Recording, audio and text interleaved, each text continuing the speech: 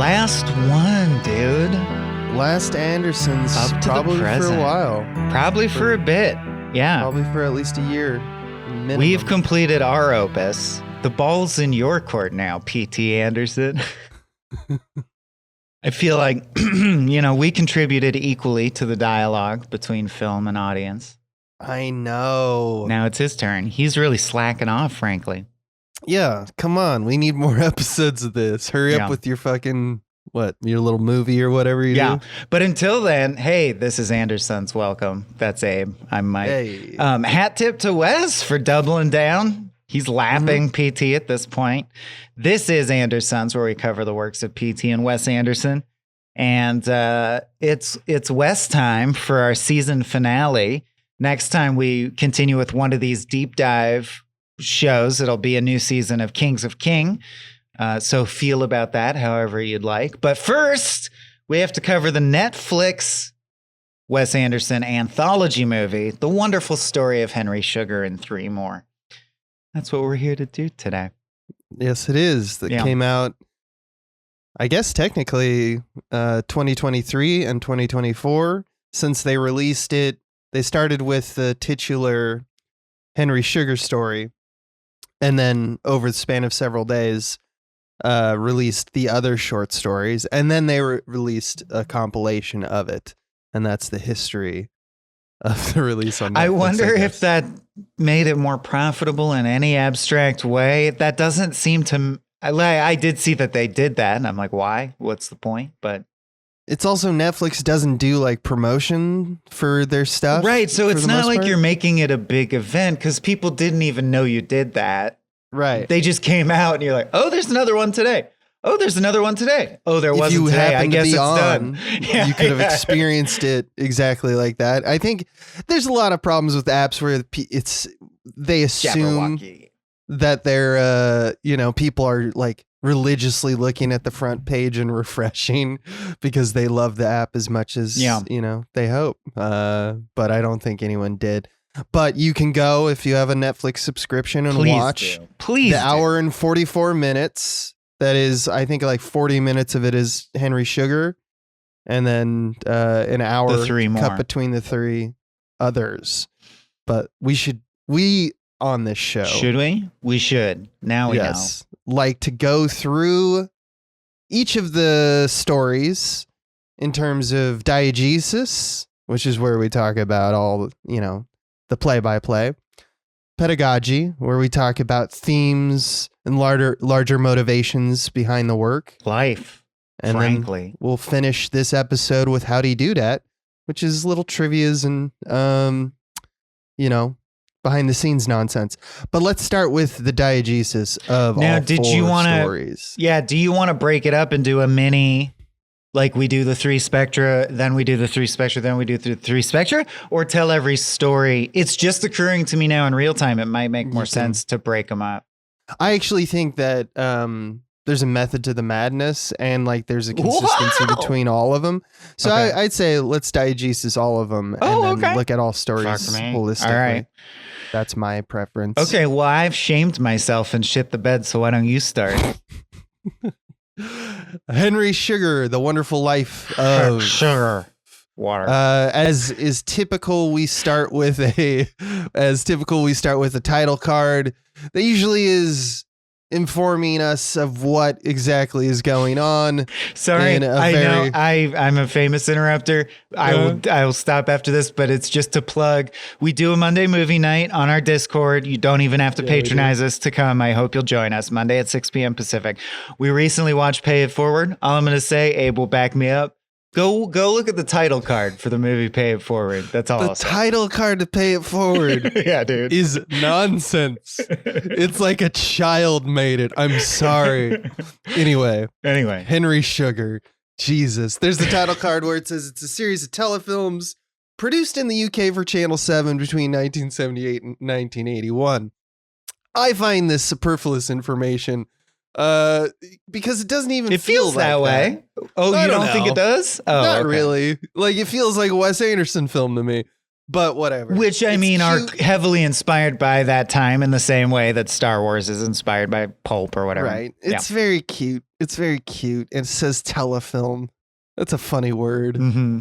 Anyway. It's Decemberist shit, sure. This isn't much like his... it's what we love. Much like Wes Anderson's attempt with Mr. Fantastic Fox, we have yet another Roald Dahl story. And it starts with... That's really stretchy Fox. Okay, I'm done. It starts with Roald Dahl, who's played by Ray Fiennes, explaining his writing process, starting with sharpening pencils, et cetera, et cetera. And he's like, this is what I do.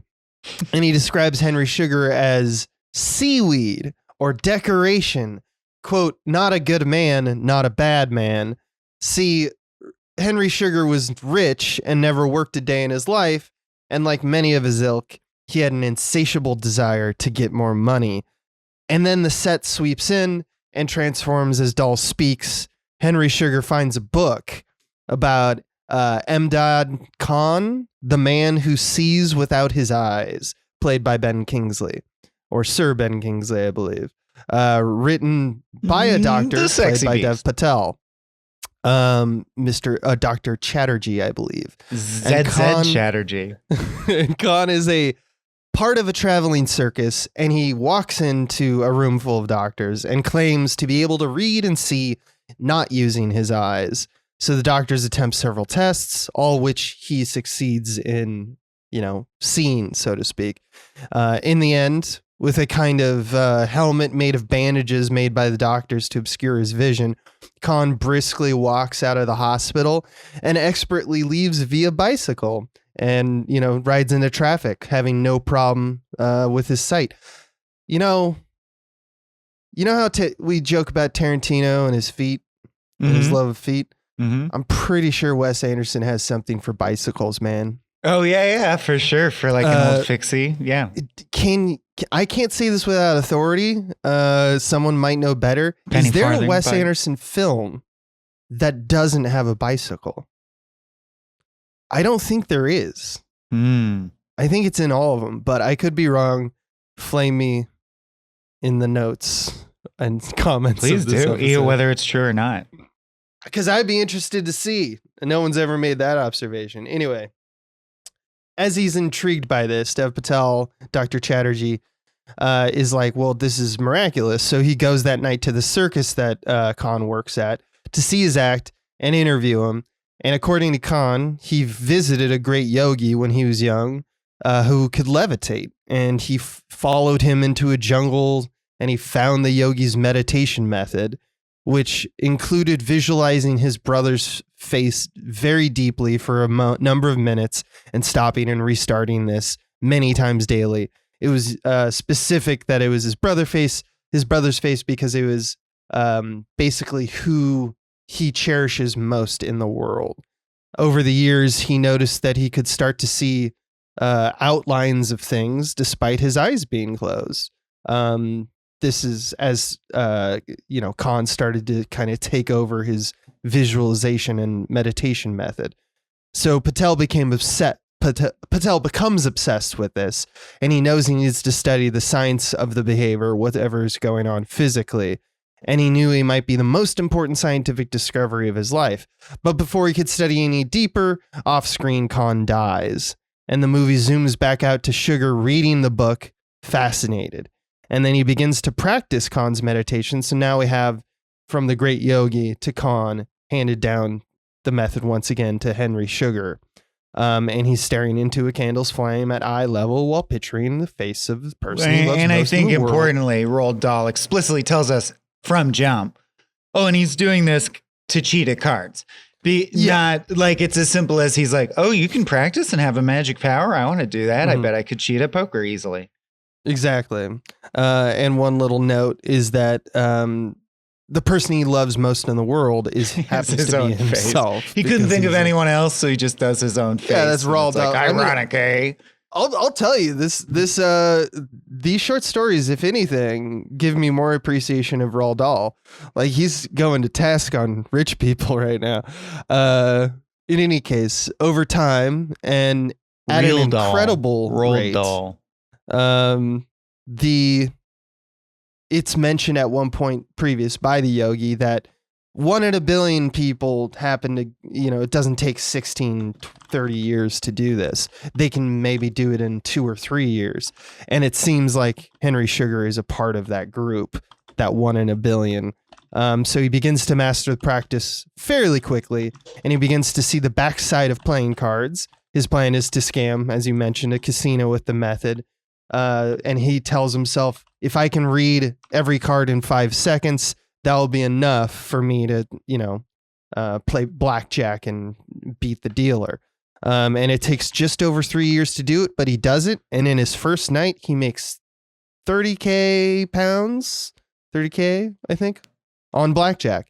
And then Sugar breaks out of character and faces, every actor in this more or less is facing the fourth wall and speaking directly to you, but he literally breaks character and mentions if this was a fiction, it'd have more sensational ending, like him x-raying his own body to see a blood clot that would kill him in a few seconds and then he dies. But because it's a true story, the ending is little less satisfying, because he finds that he is unsatisfied with the ease at which he can now make money. So apparently the chase was important to Henry Sugar, and he throws the 30K off a balcony. And now the police, who's represented by Ray Fiennes again, you get this multiple times in all of these tales, where you have essentially an actor playing these bit roles, and we'll kind of dive into if that means anything. But in this case, Ray Fiennes, who's Roald Dahl, and now is a policeman, tells him that he started a riot by throwing all that money off the balcony. And there's literally a billion other ways to give to charity in a more productive manner that doesn't cause riots. So he's pretty pissed. This causes Sugar to kind of hatch a new plan. He will make disguises and win no more than 50K a night, and he'll take his millions and build hospitals and orphanages all around the world. And he employs a man, John Winston, who's played by Dev Patel, to take care of the bookkeeping, since he trusts him. And the last shots are Cumberbatch floating in different sets of the short, as the yogi did, announcing that Henry Sugar died of a heart attack much later, which he knew was coming. But he was at peace. Which is cool. He watched it in the mirror. He watched it as he died. X-rated. But he was at peace because he made numerous hospitals and orphanages. Yeah. And then the vignette ends again. We snap back to Roald Dahl, who confides that Winston contacted him and told him Sugar's story. And even includes a little title card, as they all do. And I think importantly, if you're crunching the moral calculus, is is that his real name? And they're like, nope, he wanted to be anonymous, but we want the world to know that such a nice man existed. So yeah, but that's not his name. He's just some guy. That's not his name, because he's a well-known, or from a well-known family. People could look him up, and he's like, I didn't do this for that reason, right? He's a good dude. And we get... He Scrooged it. All these tales, kind of an epilogue card that once again is all the cards in this, all these supers and titles are descriptions of when and where things were written from Dahl's perspective. So it's like he was written in this cottage in this year. And that's just something that Wes Anderson includes for all of that. And then, do you want to take over for me? Now we begin the much shorter 3 stories, the 3 more, starting with The Swan. Part 2, The Swan. 2 good old country boys, a la Tom Sawyer and Huck Finn, get a pea shooting rifle as a gift for one of their, birthdays, fuck arounds. And, they decide to get up to what I'm sure will amount to good old-fashioned Americana mischief, like Norman Rockwell might paint. So they go around shooting songbirds until they've killed 14 birds, and they have them tied to a string. They see a nerd from school bird watching in a nearby field, and they approach. And this is all being in the similar fashion. I don't want to dive in too much because it's more pedagogy, but just so it's clear, staged in a very play-like way and narrated by an adult man who's talking direct to camera and often doing what is clearly quoting word for word doll passages. And you can tell because it sounds book-like. But the actual action is they go up to this nerd and it's clear that they're going to fuck with him. They make him put his hands up at rifle point. He says, they're like, what are you doing? I was watching a male green woodpecker and bird watching. Where's the woodpecker pointed out? I'm going to kill it. I'm evil. And then he goes, not that I'm like, yeah, there's kids like this. I've met them. Angry young men with cold, flinty eyes. He goes, you can't kill it. It when you shouted, it flew away, and we get the impression, we don't know if it's true or not, but he's protecting the bird. And they're like, fine, my urge to kill is frustrated, so I'm going to take it out on you.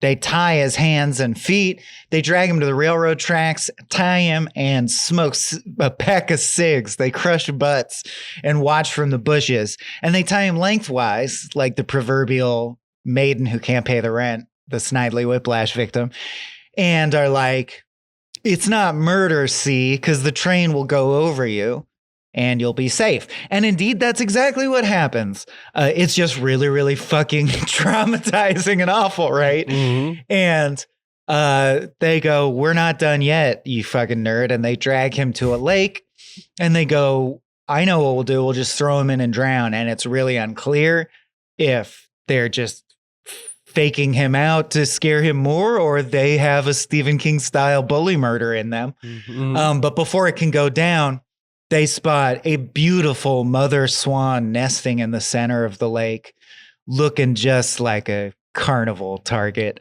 And they go, oh, well, obviously priority one is kill the beautiful thing. And Peter goes, no, stop. And writhes around all tied up. Please don't kill the swan. Please don't kill the swan. They kill the swan. Very sad. Mm-hmm. They cut his ropes and say, you're our duck hunt dog. Go fetch they point the rifle at him. Go fetch the swan corpse. We're going to make this as horrible as we can. We're evil. And he goes, I don't want to. They make him. He weeps. He swims to the lake, right? He holds the bloody corpse in his hands and loses his innocence then and there.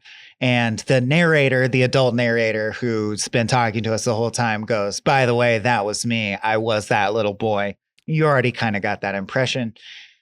And he realizes there's cygnets, baby swans in the nest, and they go, oi, are there baby swans in the nest we could presumably crush or whatever? Yeah. And he goes, you know what? No, there aren't. And they're like, are you lying? And he's like, come out and look if you want to fucking look. And they're like, all right, fine. Just bring us the dead swan. What are they going to do with it?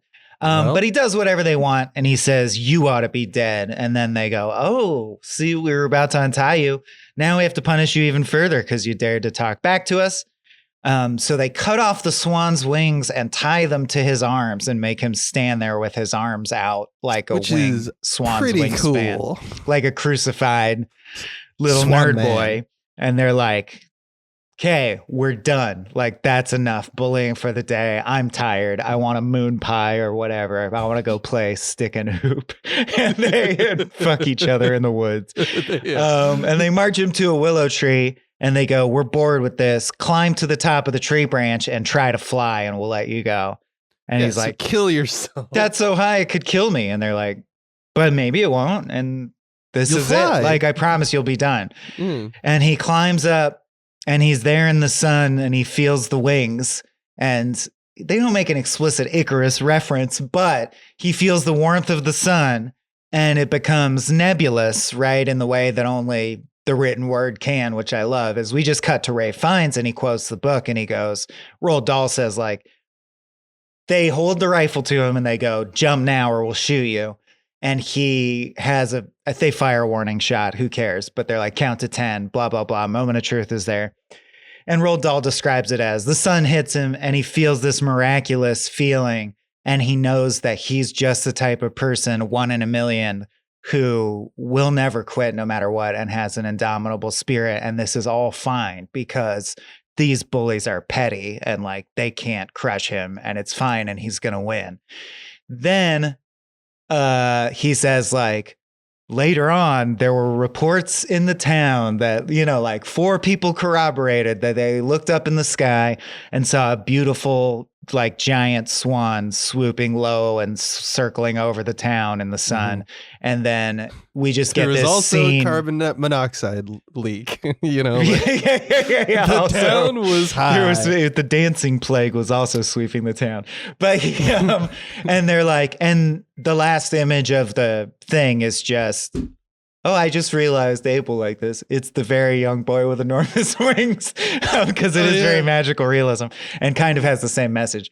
But which is the world just tries to crush impossibly beautiful things. It's hard to keep them alive. The mom comes out and finds her son crumpled, wounded in the lawn. It doesn't say dead, and the adult him is narrating, but maybe that's his ghost. It's left unclear. She finds him wounded in the lawn and says like, oh, my darling boy, what did they do? What's happened to you? The end. And then she pulls out a rifle. And she goes, at Peter, and she shoots at his feet. She shoots at his feet. Are we alternating or am I? How about I do Ratcatcher and you do Poison? Sure. Okay. Because Poison's really good and I want to give you Poison. Okay. Part 3, the Ratcatcher. The dude from the It crowd and Garth Marenghi is the main narrator. I should know his name. He's very talented. I'm sorry. Richard Iwadi. Yeah. I know it sometimes and I forget it other times.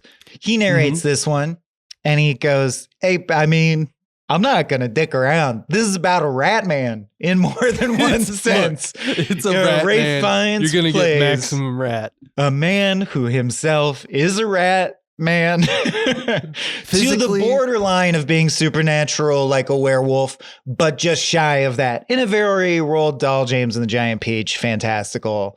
Like, you know, he has sharp teeth and a sharp face. And can I say, it's I'm not going to say it's a good look on Ray Fiennes, but he is perfect. Fuckable rat man. He kills it, especially his you just mean he looks very rat-like. He looks, and his mannerisms and everything. Like he this, looks like a rat. Do not be like in a room alone with this rat catcher.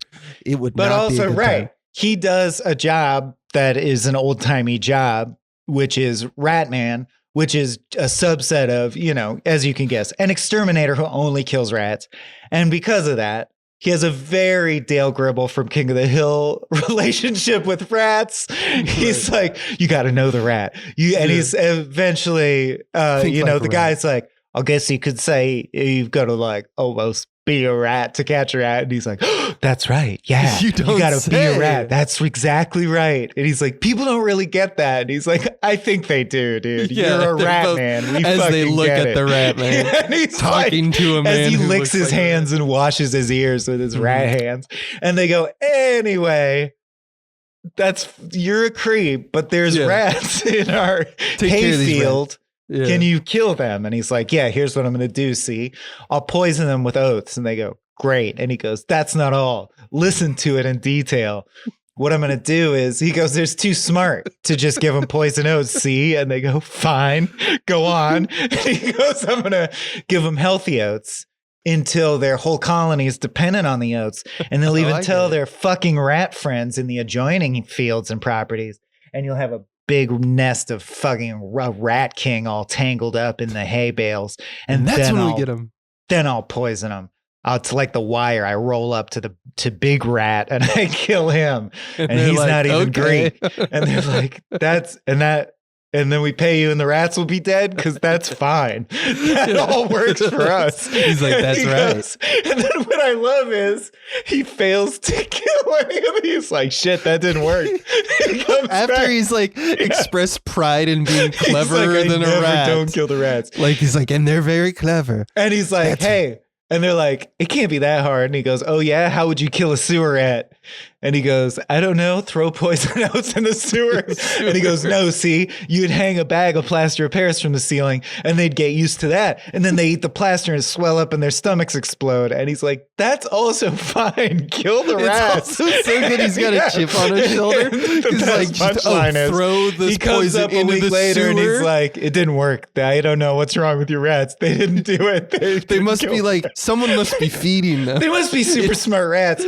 Well, his theory is there must be some other food source that's so rich that they're full all the time. That's the only. He blames the controller. Like that's the only way this wouldn't work.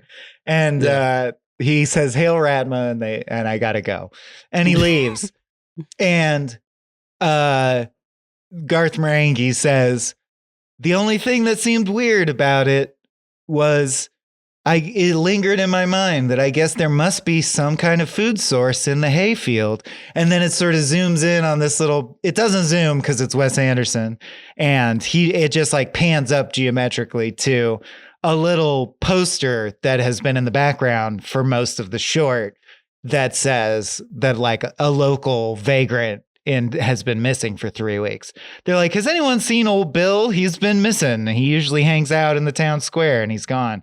And so I think you're supposed to surmise that they're feasting off his body. He got drunk in the hayfield and died. Yeah. The one last thing that I don't want to fail to mention is that at the end of the story, there's a bit about he's like, you want to see something he eats amazing? A rat. Sorry. Did I not mention he's a rat man? And he's just got rats on his person. Multiple rats just in his pocket. The guy's like, you always have rats in your pockets? And he's like, yeah. Problem? I can kill the rat. We smelt my hands. Yeah. And that ends with him like dislocating his jaw. And he's like, here's how you kill a rat. And he bites the rat's head. And they're like, they're like, you should go. He's redeemed, like, really? Dude. We get it. You can kill rats. But rat blood is made to use licorice. And they're like, we don't give a fuck. You just bit a rat. He goes, by the way, rat blood's not like bad to eat because that's what red licorice is. Do you eat red licorice? Actually, like his insistence, like, you gotta go, bro. His insistence for like the justification for his weirdness makes this whole thing 100%. I think you should leave sketch. Totally. Like, are you guys into this? Are you liking this? So please go, bro. They're like, please leave. By the way, did you kill the rats? No, I failed to kill your rats. You didn't kill any rats. There's more rats now. Yep. So the two men, the reporter and the gas man, are horrified. Yep. And we get another, and that's it. They're like, this was a story of a weird guy we met. Of a weird guy. Well, yeah, I think there might be more to it, but yeah, sure. It's pretty straightforward. And we get that epilogue card. The rat catcher was taken from another short story, by the way, if you're following, not in the actual Roald Dahl fiction, The Wonderful Story of Henry Sugar, and 6 more. But it comes from an anthology inside an anthology, which I thought is pretty cool, called Someone Like You. And it's just about a locals in a place that Dahl lived at a time. So I just think that that's funny that Roald Dahl at some point lived in an area and was like that. I bet that guy is like a rat catcher or something, or he found a rat catcher and was just like wrote this horrifying story. He wrote a short story collection where each story was inspired by someone in his town that he knew or just saw and made snap judgments about or imagined shit about. Right. And then we get the last vignette, which is entitled Poison. And it's set during the British Raj, which is the British occupation of India. Timber Woods, and we learn later that a real name, which is an awesome name, which is played by, once again, Dave Patel, goes to his friend's house, Harry Pope, played by Benedict Cumberbatch, in the middle of the night. And he finds Harry motionless in bed, claiming that a venomous snake has gotten onto his bed and has now stopped moving. And he was like hoping that it would move past and he would that's why he's motionless. But instead it went into his pajamas and is now sleeping on his stomach. And he's like, and they all kind of whisper and they're very terrified of this horrifying thing that could wake up at any time and kill Harry. So he tells Patel to get a doctor. which he does. He goes to local doctor, Dr. Gondorby, I believe, which played by Sir Ben Kingsley, who arrives shortly after and applies some anti-venom to Harry just in case to set it up, which is pretty sweet. But then they plan to anesthetize the snake using chloroform since it's cold-blooded and they can't do it. There's not many methods to do that kind of thing, apparently. But when they lift up Harry's pajamas, it's revealed that there's no snake at all. And Harry starts, it must have moved. And they're like, and the doctor's like, well, is it Maybe possible that you dreamed it or imagined it or something like that? Which Harry gets irate at this implication and starts yelling at the doctor, notably using slurs towards the Indian Ben Kingsley.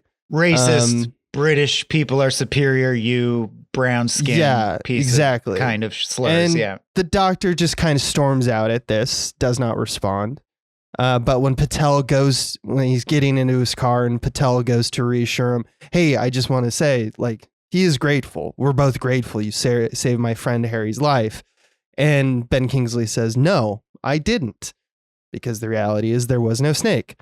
And then when he says, I'm sorry, which we take to mean sorry for the whole racism, the doctor says, you can't be, since they are of the same race. Henry does, or the guy has to be sorry. He has to be sorry. You can't be sorry for him. And I love just the philosophical, it's almost a TNG quandary of you sacrificed so much, you stayed up all night sweating this shit. He owes you his life. Right. But also he doesn't at all because there was no snake. So interesting. Love it. Yeah. Yeah.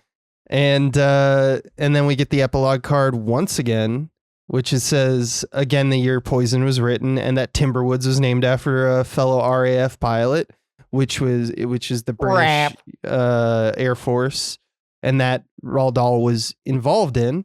And I think it's in kind of, I don't know, it's kind of tangentially important that it mentions that, like, Timberwoods, Roald Dahl's friend, was in the Battle of Athens. And for people who don't know what that is, it was a U.S. rebellion in Tennessee in 1946, where citizens, including World War II vets, confronted the local police about brutality, corruption, and voter intimidation in, like, local elections. And that, I just think that that's an interesting person to kind of devote this story to in particular. And then the ending of zooming out of the actual vignettes back to Roald Dahl's, the picture. It's just credits over Roald Dahl writing along with words by Dahl, I think. It seems like it's written by Dahl. Writing advice from Dahl. Yeah, I looked it up. It's to become a better fiction writer.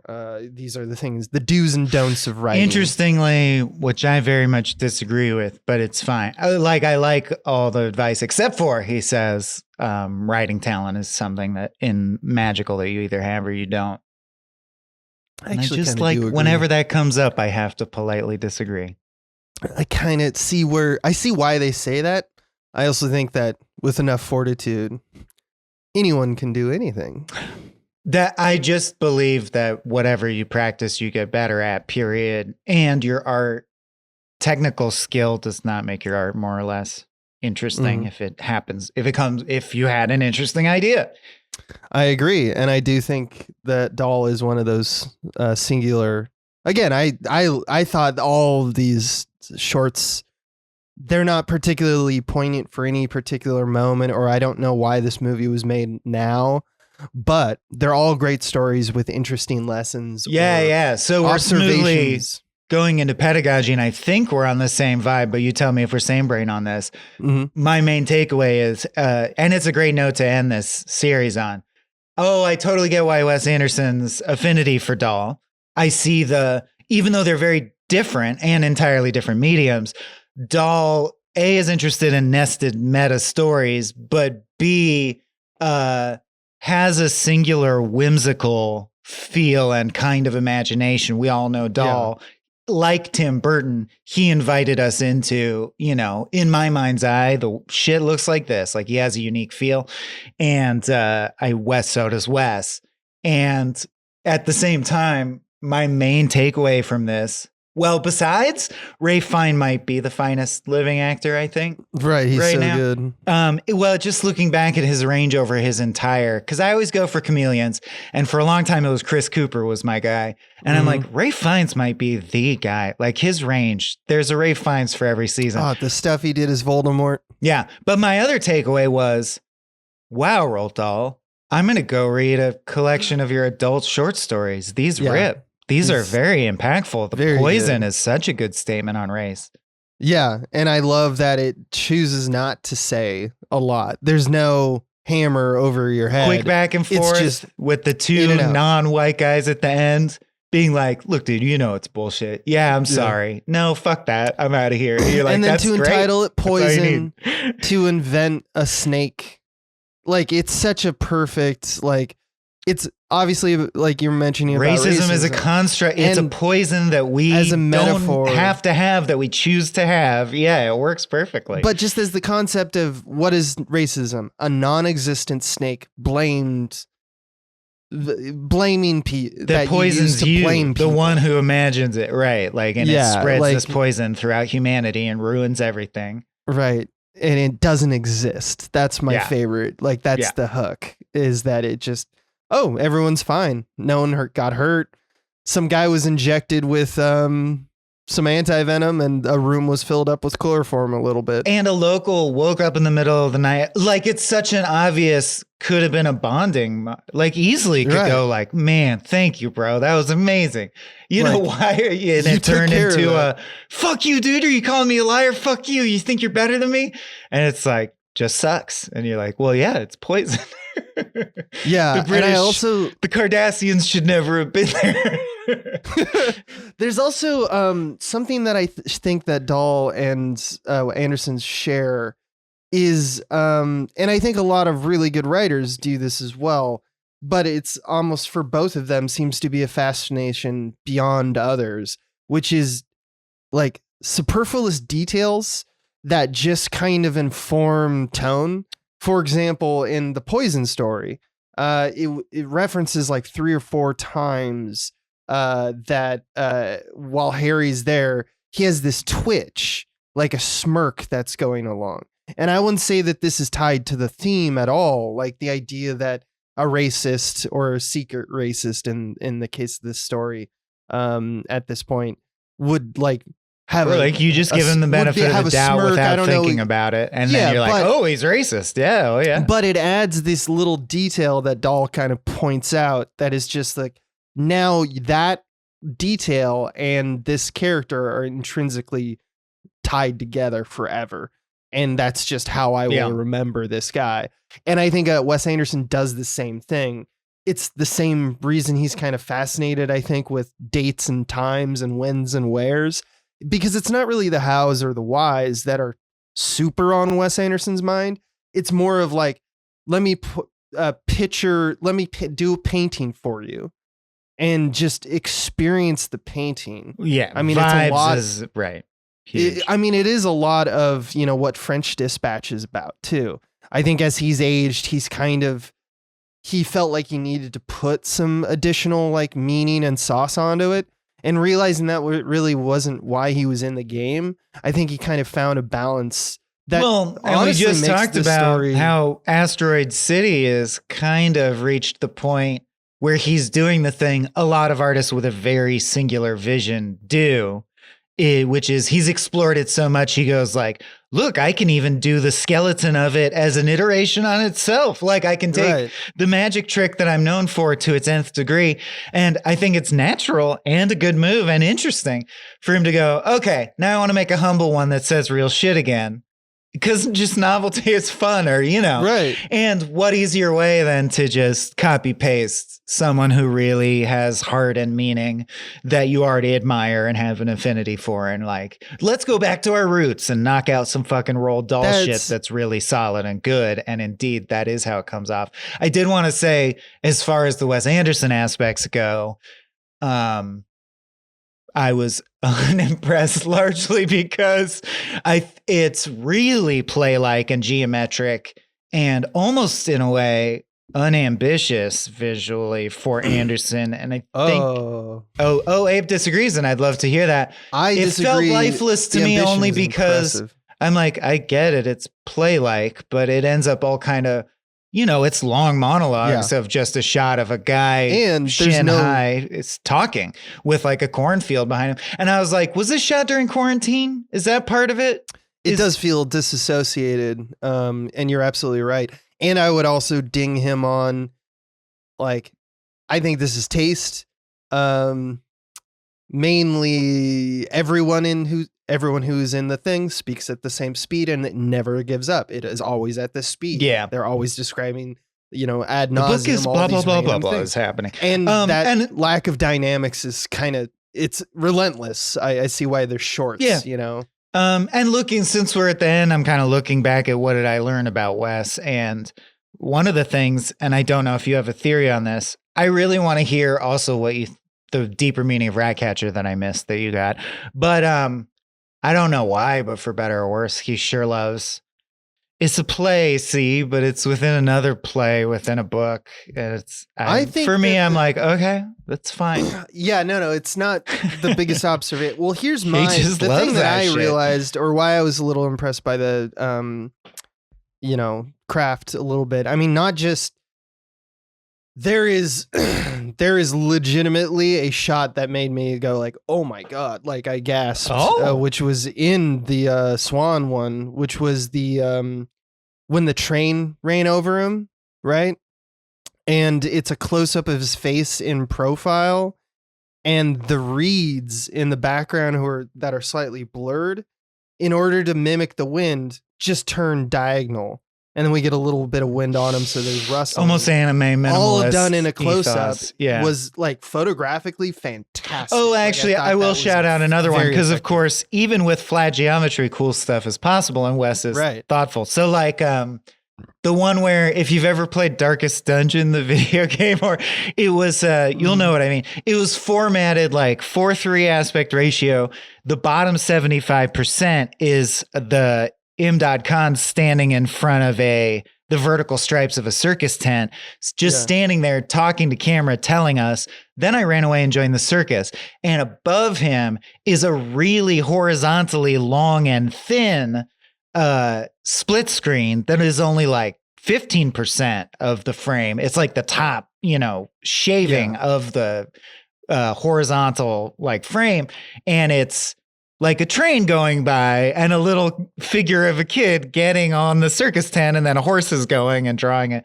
So it's like doing some diagramming and definitely interesting stuff. I guess I'm just saying I stepped away from this being blown away by Roald Dahl and being like, right. And Wes Anderson did his Wes Anderson thing and it was fine. And the cast was crushing, and blah, blah, blah. But my main thing that shined was like, oh, I didn't realize Roald Dahl was so good. Right. I mean, like as a kid, I definitely appreciated him, but like feels like short story in kind of a Shel Silverstein way. It's like kind of right in the pocket for Dahl. Like the first chapter book I ever read was one of his, Danny, the Greatest Kid on Earth, or something like that. Something like that. I think I did the generic James and the Giant Peach and BFG. Definitely read those at the time. Yeah, the books are. I read the books, but I never actually gave any second thought to the short stories. But it seems like the short stories are pretty like. I mean, if these are indicative of anything, they're all kind of bangers. But for example, this is not a knock, or it is. It is what it is. I consider it a knock because it's not why I'm into film as a medium. Right. But like the Swan would be equally impactful. Okay, that shot's great, and you mentioned it, we'd miss that shot, and that's true. By the way, my number one West shot remains the slow-mo coffin with the flag falling past the submarine window in Steve's suit. Love it. Yeah. But I think the Swan work is just as emotionally impactful if you close your eyes and just listen to the audio. And to me, that's bad because it means it shouldn't be a movie. It shouldn't be. Well, his rote kind of, I don't know if it's the right word, but photographically, it feels like the word would be what he's doing is proscenium, which is, I guess, photographically. Diorama or dollhouse, Yeah, photographically, this would be like that flat kind of space where you're kind of things are flying. A bunch in of it and is out. literally painted backdrops. If people watch the Eric Andre show, it's like that. The set flies in constantly. Yeah. And I think that there's an attempt there. It's so much more than other films that he's done, which he's definitely taken these tactics and used, but he's always filming in a space that's supposed to be real, right? He's supposed to be doing this thing that is more or less Brechtian, but it's like specifically, it's these events are real. In this, because it's a short story anthology and it's self-aware, there's like no geography of space in this film. It's manifested around the actor. And I think that it's because he wants to make you feel like you're looking at moving pages. He wants you to be reminded of the storybook element about this. Because while there's blocking and there's things that move inside the shot, didn't you know there's no cuts to tie one shot to another to try to use like conventional montage editing of like shot reverse shot? That Correct. does not exist in this movie. And it makes the frame feel like a page because everything's sliding kind of like as a page does. It reminds me of nothing more than you're right, a storybook for sure, but also play to me. I was like, this is how plays transition from scene to scene for sure. And I noticed that he like, this has to be intentional because there's moments where it's very noticeable, like in the Henry Sugar story, when he throws the money off the balcony and starts the riot. Banksy did that once. That and got in trouble where like multiple perspectives would be necessary to kind of reveal what's going on. He kind of throws money and then people go, what's this? And he's like, it's yours. Take why it. It's Christmas time. This guy's throwing money out, and stuff. So he uses audio only. And usually in like, if you were film grammar, you would cut to the people like receiving, a shot from the balcony looking down. He doesn't do that. He wants you to be locked in. As a non-funny version of the Wet Hot American Summer. Oh my God, he's saving him. Whoa, he's doing it. Right. He's oh geez, oh God. Or the pop star never stops stopping with the queen bee. Right. Like it's fucking bees in here. The bees are shooting lasers. Fuck. All right. But yeah, I think that there's like, these are not really themes more so than anything. They are kind of like just what Wes Anderson's after. And I think he accomplishes like in terms of craft, he nails it. I want to ask you, can we switch to Dr. Movies mode where I ask you a few things? Sure. I was going to ask you a few things. Explain to me because, well, it just fits because the one time he breaks the Z-axis, Y-axis, whatever you want to call it, is in Poison. There's one point where the narrator and Kingsley both start narrating up. Like they look up like turkeys drowning in the rain and speak directly to a camera that's looking straight down from heaven. And they continue going like, and then I walked into the next room and blah, blah, blah. But they're very artificially, because you wouldn't do this for any reason, looking straight up at a camera that's tracking them while it looks straight down. Dr. Movies, what does that mean? Why did we do that? Why is that the only time we do that? It's got to mean something by that logic. I think in that story, it's all about taking in like the space itself. It's all one play, like in one space. So I think that there's an advantage to doing like a high angle and looking down. I don't know if it has any meaning particularly. So it's like touring the Firefly, but like whatever. It's a shot that kind of makes me think like everything at rest. Let's observe it as a kind of like not just fly on the wall, but someone who would have like a very particular perspective from this, where it's not. It makes me think of God or angels or makes ghosts. me think of God. But it also makes me think of someone like anyone who would have a unique perspective on something. So I think in that story, he's making us think about perspective. Or let's step back and look at systems now. The fact that they're talking to camera, I think it's just because that's literally every shot of this. Well, yeah. But that is a pivot of like, look, you thought this was a personal story about the simple drama, which would have worked, of a snake is on your tummy. Oh, that's a catchy little tense situation for a short story. Nope. It's actually about the systemic problem of the rise of its entirely, like why Britain oppressing this country. Yeah. Right. And, I think it's that third party kind of view, that outside perspective that gives you kind of the knowledge that, I might be a racist. That's how you break through that. That's the Are we the closest I could baddies? get. Yeah. Are we the baddies? You need that observation. You had from questions? yeah, I was like, there's some strange stuff that was unresolved for me. One of them was, why are some things props and others are not? Yeah. And at first I Or thought it mimed. was because he was So censoring. a handful of things are mimed. Yeah. At first I thought there was like, oh, he's censoring it because it's like he wants it to be a children's tale.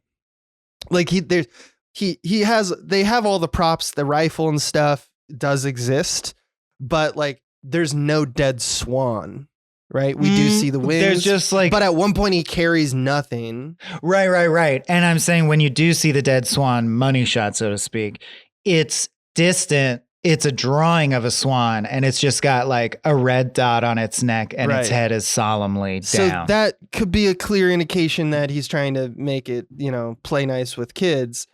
The rat poison is another example of he kind of mimes the rat poison as opposed to when he bites the head off the rat, it's in silhouette. And I think as a post Tim Burton Roald Dahl, Wes is like, if you see Fantastic Mr. Fox, like kids can see some violence. So I still think it's in his mind, kid accessible, even though he eats a rat. Right. I mean, we have people shooting a rifle at birds and stuff like that. It's not like but it's for 11 to 13-year-olds like Roald Dahl stuff is. Exactly. It's for kids on the cusp of, younger kids trying to understand what adult life is. Yeah. Like that's the point. So I think that that's kind of what he's doing, but there's a lot of instances where what's being mimed isn't anything at all that I would regard as, violent or indicative of, some kind of thing that might want to be censored. Where like someone will take out a notebook and make a note, and they'll mime the pencil and then other times they'll. And you're like, you couldn't get a prop for that? Prop for that one? But you did it like just a second ago. The guy had another mundane item and it was real. Yeah. It was, yeah. So I thought that was a little strange. Reusing the same cast. I wondered if it meant anything, and I ultimately decided it was just fun in a way to use them and bond. I think so. Because I tried to connect the characters that they were. Like, you know what I mean? Like, does the circus ticket taker thematically have to do with the so-and-so? And in every case, I was like, I don't think it does. Like it's because the first big one that we get is Khan, and then he is the dealer. He's the casino blackjack dealer. And I'm like, the fates. I see it's like someone who's like mainlining like the secret truths of the universe. And like, a dealer's the person who sets the table. Well, and the student becomes the master because he confounds the blackjack dealer. Mm-hmm. So it's like, you learned my skill and you're so good at it. It confuses me now. Right. But then the other ones don't line up in such a way. And so I start to think, I really think the more likely scenario is they sat down and were like, Sir Ben has the right vibe for this character, this character. Let's do that. Comes down to that. But yeah, that was, I wouldn't say interesting, but it was just something I was like, I wanted something to be done with that because it felt like in times it almost was nailing it. Man, speaking of interesting, I love, it's why I love Anais Mitchell so much lyrically, by the way. She does this trick a lot, which is a single word or phrase where the entire meaning pivots or the context makes you think that phrase does mean that. I always say that phrase without thinking what it literally deeply means. These moments. So like Dahl gets a great one in, which is the moment Henry Sugar. By the way, I think Henry Sugar is like a better iteration of Christmas Carol because it iterates on the message. Scrooge essentially goes, right, I'm good now, and I can tell I'm good and I'm altruistic now, because I give like a fat goose to this one poor guy I was mean to. I love that Dahl adds. No, it's better. A cop comes and is like, all you did is scatter money everywhere. That's bullshit. And he's like, you know what? That is bullshit. And he knuckles down and dedicates years to making systemic change. That's a good addition to the Christmas Carol. Not only that, the message. framing of both stories, like Dickens is telling us a story about a Deus Ex ghosts. And then he finds they fear him into being nice for a day. Henry Sugar, in searching for his, flaw, his greed, finds, it all turns to because he ash in his incidentally mouth. spends years meditating, and it turns out that it makes him realize. So this is what I love is literally the word interesting. It gets one of these pivot moments, Right. because he's made it's very much like the story of the Buddha. He's made no real attempt to become enlightened, but he happened to nail this mutant power, go for days in a row meditating on just being empty and being a void. And doing that, he wins millions of pounds or whatever. And he walks out of the casino with the money in his hand, and he looks at the money and he says, interesting, which is great, because what he's really saying is, this is the very moment money has ceased to be interesting to me. Yeah. Interesting. And that's It's not what's interesting to me. Yeah. And that's his Scrooge switching moment. Mm-hmm. And I love stories about when the rich guy wins, personally. That just speaks to me as a vibe. Yeah. What I mean? Benedict Cumberbatch needs more success because of the success he's already had. Yeah, but Let's I pile do it love on. Dahl goes to task on. He's just like, they're seaweed, they're flotsam and jetsam. They're, They're these useless mediocre bullshit guys that don't people. matter. Yeah. On their yachts, and Rich shit. assholes. Like he's calling his shot in the 60s. I fucking love it. Yeah. But yeah, it is a better framework. I agree. It's 100% a better framework than even Christmas Clicking over Carol. to the Swan, can I ask you, how did you interpret that ending? That magical realist? What is it saying? Or what's it saying? And like, do you think he's dead, alive?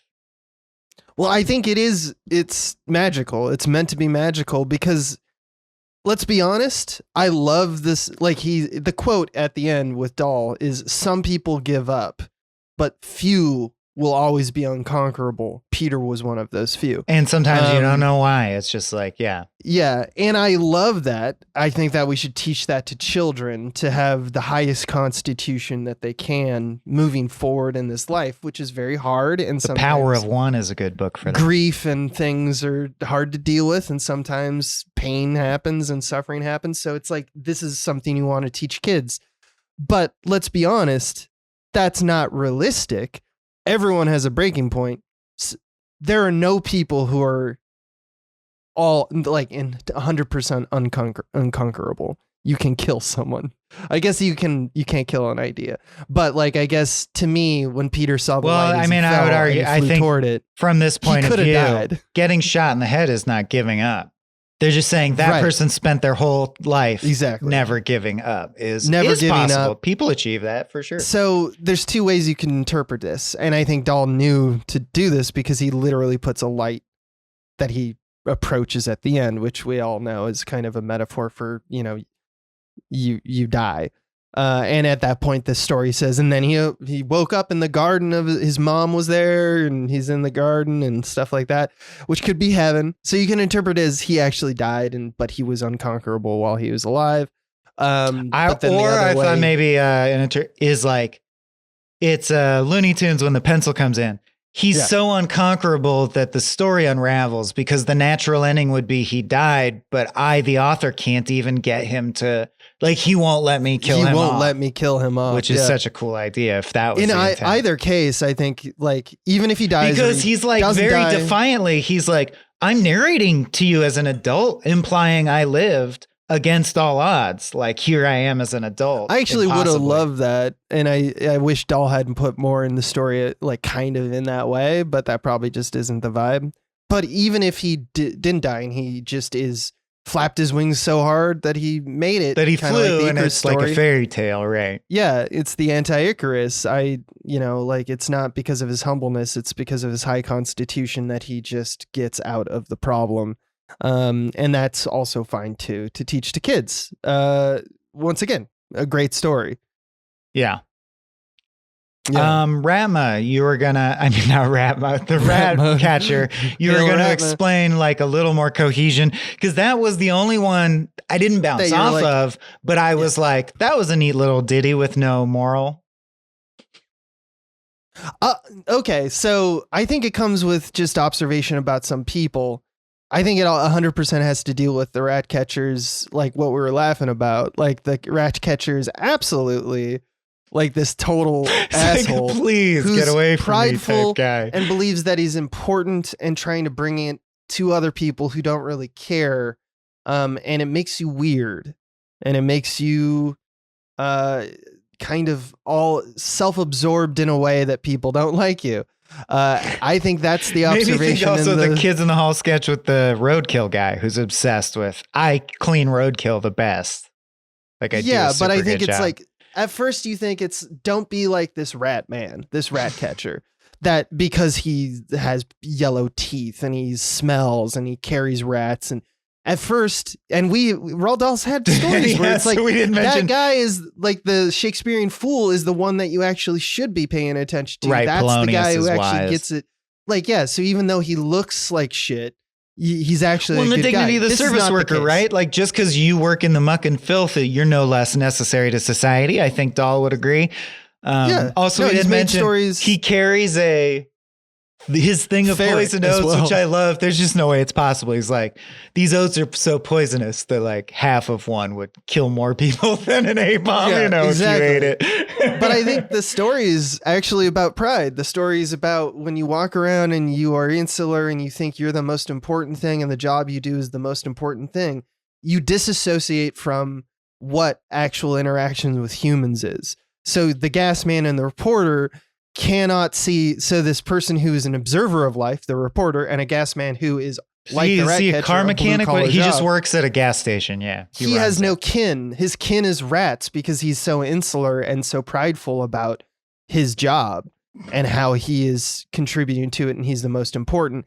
And I think the actual important line is when he observes about the licorice, when he tries to tell like this I'm not horrible crazy. thing that I'm I not did. Crazy, no. The most horrible thing I did in the story is actually the most justifiable. And you are like me. See, you are like me. Yeah. Which is something I think that We're people cool. who are very prideful Yeah. will justify themselves. And it's like, if you actually think about it in this certain way, you are actually worse than You I think am. I'm the freak, but you're a Right. freak. Yeah. And yeah. I think that that's Roald Dahl saying, look, there are people like this. But dude, Don't we be didn't. them. We mentioned it, but just to like highlight the scene, he goes, because he fails to kill the rats. And in that moment, he goes, look, I did fail to kill the rats, but I am a great rat man. And I will prove that now. And he takes a rat and a ferret out of his pockets and he buttons up his shirt and tucks it in and he drops them in his shirt and they scrabble around fighting each other. And he goes, isn't that amazing? Is it? I'll show I you guess, something man. amazing. Please don't kill me. Yeah, please You leave. freak. Please leave. What is it? So we decided that Tarantino feet, Wes Anderson bicycles, and apparently Roald Dahl just right under the jammies. Just under the pajamas. Animals getting between your clothes and your skin is his Ooh, deal. Like does it? How for an the elephant doll, got in my man. pajamas, I'll never know. Should we move into Howdy Do Dat? Yeah. All right. Oh, well, last comment is I just wanted on the record that Abe, for some reason, Poison especially made me want to do one of these deep dives where I would read Dahl and do Dahl with you if we ever want to do a book series. Yeah, we should discuss what would be a good Like when kind we could read Witches and watch the movie. And then cover novellas it. or something like Yeah. that. Oh, and then my other one is I really want to cover Hitchhiker's Guide series someday. If you ever feel like you'd have the bandwidth. Dude, Hitchhiker's So Guide good. is so good. Yeah. That book. Like it's up there with changed. Coen Brothers and blah, blah, blah. I always forget about Yeah. it because I don't read. It's one of enough. those And then I'm things like, where- that's one of the main good things. I think you guys also talked of our about this in generation. one episode of Vana Guys, you and Alex, but it's like that there's many books have made this kind of observation, and obviously Douglas Adams has the way in which he like kind of writes and speaks. You always will be attached the first time you ever experience that kind of oddball kind of methodology, and other people may have done it before or even better than Douglas Adams, but he will always be cherished because he is the first time that as a kid, as a dumb young kid who had never read many books, I was like, this blows my mind. You know, like how can anyone write breaking the walls down like this? That's not how writing works. And it's like the most obvious kind of thing looking back at it, you know, but like, yeah, for sure. I love that shit. Yeah. But speaking of craft and the way in which we do it, this one is, I think it wasn't really COVID related because this was filmed in like 2023, I think. So I wonder if it's greenlit at the end of 22. Convenience related. It's like he's like, related. look, I busted my ass for 30 years and made 10 movies. I'm just going to focus on being in a comfortably air-conditioned space with my great actors and doing my shit. Right. And it was all shot on sets, right? Yeah. Like, so at this point, like Wes Anderson is doing a George Lucas with a lot of his films, where obviously in some cases, French Dispatch and stuff like that, he's going to these fantastic locations. Yeah. In fact, I would say one. Well, in the Swan, there's that one shot where the Mandalorian walks by, and I think that just accidentally got comped in. That just got from the next set. Yeah. He's like, I think I went too far at some time. They shoot Grogu in the neck. Go fetch that. Go little Grogu. Oh, Werner Herzog's not going to be happy. Just a baby Yoda hanging on a necklace. Just a horror shot of that.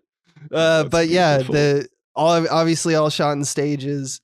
And I think that, this is probably because he's like, man, it was much easier to wake up and shoot Isle of Dogs and Fantastic Mr. Fox than it was to, go shoot Darth Jim. But also human faces with actors are good. Yeah, I'll combine. I'll do the best of both worlds. Yeah. But there is just search for behind the scenes Henry Sugar on Google or whatever, if you have the time.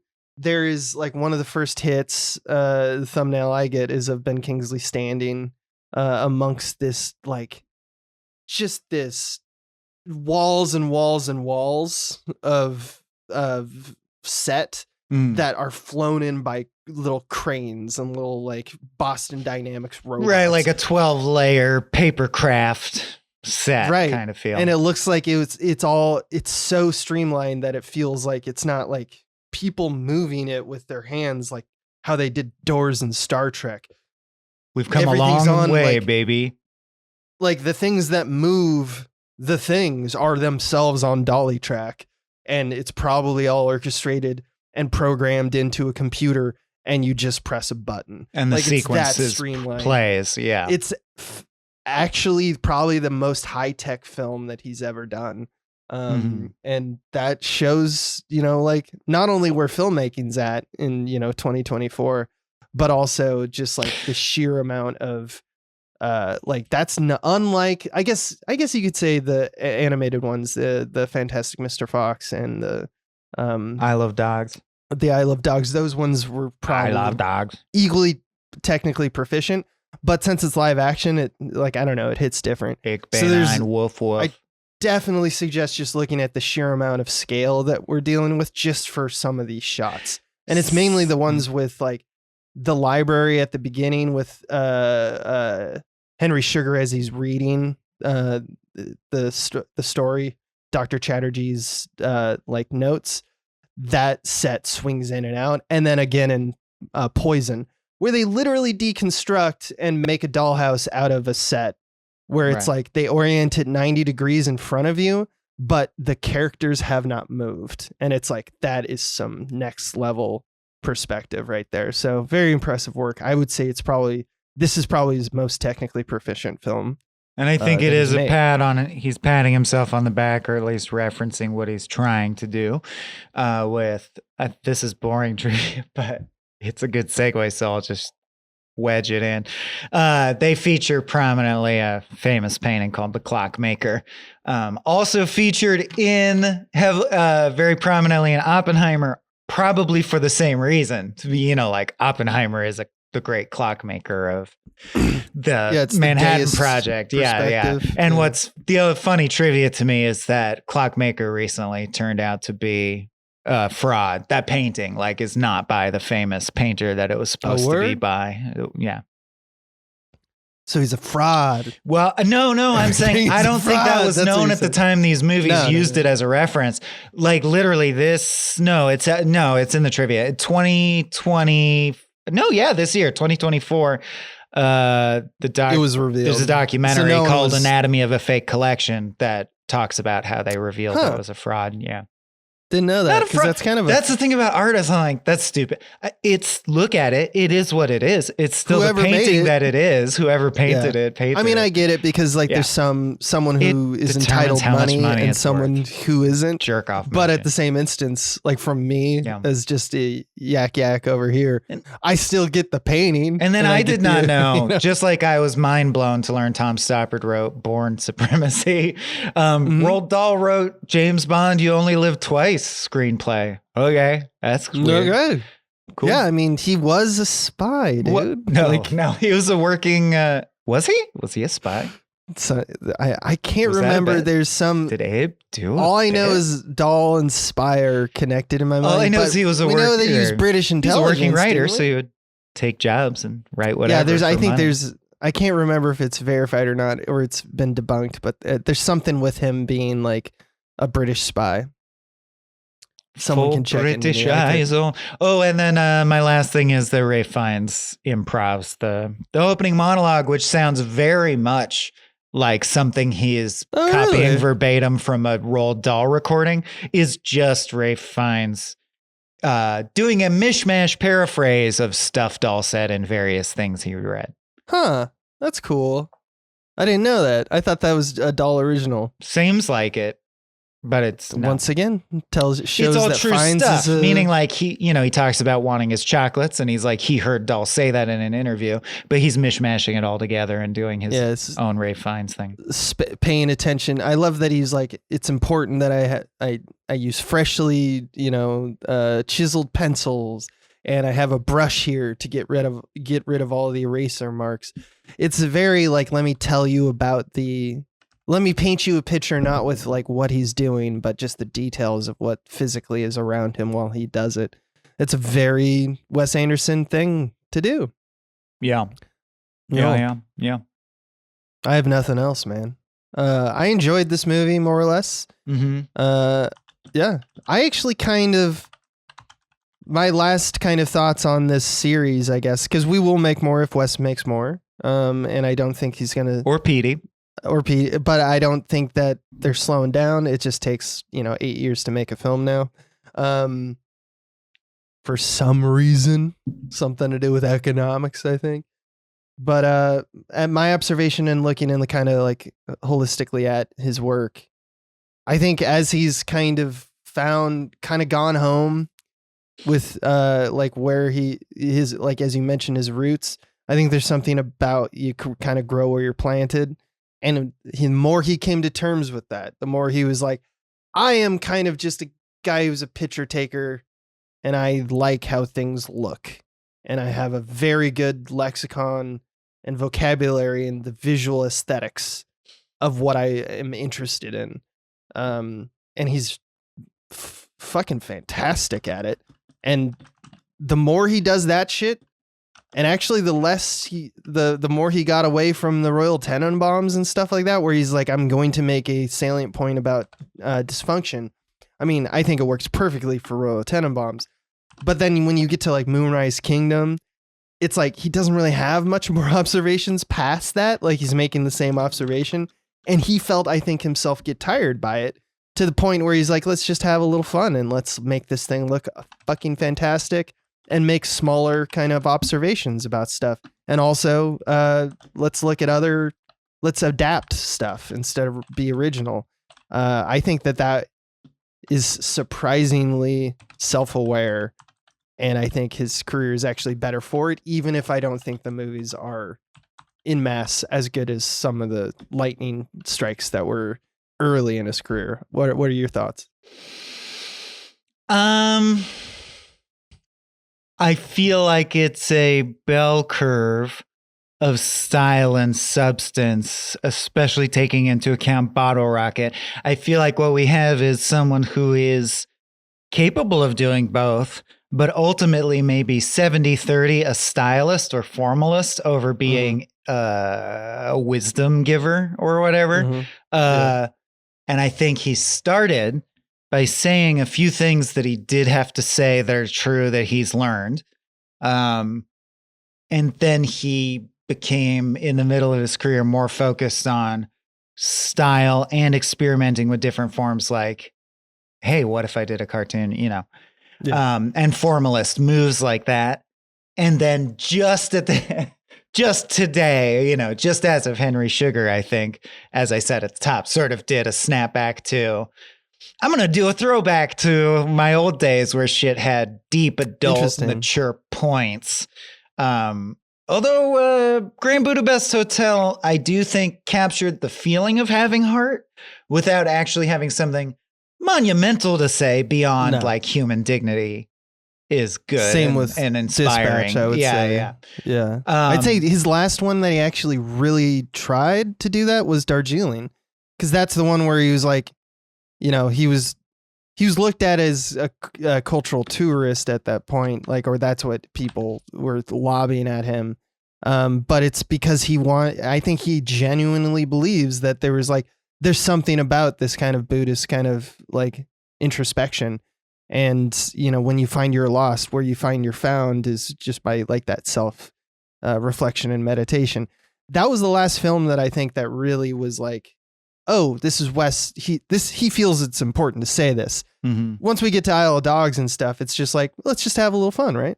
Well, I think Isle of Dogs is almost Edgar Wright levels, his version of Edgar Wright levels of, let's do the shit out of my maximalist Baroque thing that I do. Mm-hmm. Let's go nuts. I guess that's we're putting a pin in this one, right? Mm-hmm. As you mentioned, Kings of King, where we look at adaptations, film, and I guess movies on television versions of Stephen King's stories. And we haven't really done any cock for about a year. That's gross. So, did you just come up with that? Don't say that. Can we not do that? Base Nation. Man who's said that 900 times. Yeah. So we'll see you next month or so. I call it the cunt show. On cock. But you're having a child, so maybe it might be a little later. Speaking of the union of cocks and cunts. Yeah. Hey, bleep that. We're having a son that is not allowed to listen to this show for now. I've ruined it. Now he can't listen to the first time he was referenced on our, yeah. That's true. So if I'm around sporadically or you hear guest hosts filling in, that's why. And I'm sure they'll mention it again because shit comes up like that. Yeah. So maybe in a month, maybe a month and a half, we're going to figure it out. I just wanted to take the time to say there might be some sporadic swaying in the next few months. But we've kind of been smart and we banked a lot. And much to the credit of this man over here who really put in all the work. If you look at me for my shit, I also want to just plug from time to time that I'm back at Crack doing a video a week, like video essays that I think are very good. I'm going to bring back Does Not Compute this year, stuff like that. So check out the Cracked YouTube channel if you want more of my stuff. And then also, no, that's it. I just want to mention that. Okay, cool. And that's it. That's it for Anderson's. Wow. That feels kind of momentous. Nice. Yeah. Wrap on Anderson's. Good work, sir. What was the first one we wrapped? We wrapped one? The Coen brothers, I believe, started this spiritual series of deep dives. Yeah. Right. And we'll kind of treat it like that, where when they come out with one, we'll cover it. But until then, enjoy our other content. This has been a Small Beans endeavor. We're a bunch of pals who make podcasts, sketches, music, web series, and movies. The Beans always have new ideas percolating, so make sure to check us out at patreon.com/smallbeans. That's patreon.com/smallbeans, where you can browse all of our current and past content, see what we've got planned in the future, and learn how your support can help the small beans grow into huge, giant monster beans. If you enjoyed this content module, please like, rate, subscribe, or tell a friend about us. We love you.